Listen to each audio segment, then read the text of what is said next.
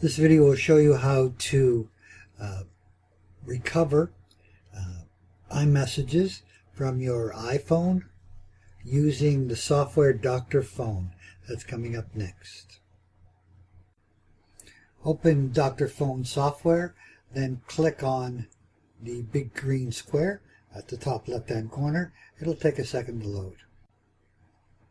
The next screen will ask you, as indicated with the big green arrow, to connect your phone to your PC using your USB cable. Then you need to connect the or click on the Recover iOS data.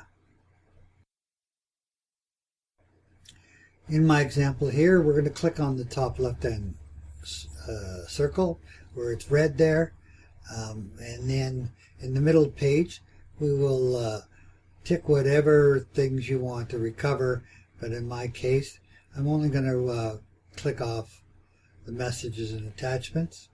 And then at the bottom right hand corner, circled in green, start the scan. The scan will take some time, so be patient. So the scan is completed and takes a while, but when it's finished it'll come up this way. So far left hand side in the first left menu, we can see that we have used the method of plugging in the USB plug. That's what that's all about. So what we're going to do is just recover the messages. So I'm just going to click in the message box there. In this third column from the left, I have the 6 individual people that I've been texting with. I'm going to uncheck all except for the one guy that I want, and then when I click on the middle part there, right there, it'll show me the conversation, and that conversation is in fact larger than one page.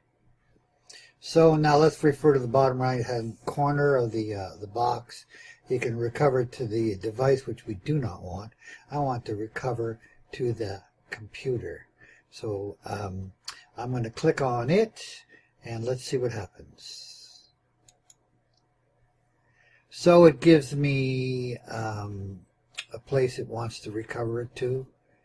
So we're going to put it in that directory that it suggests, FF Recover. And then it pops over to the actual folder location where it put it.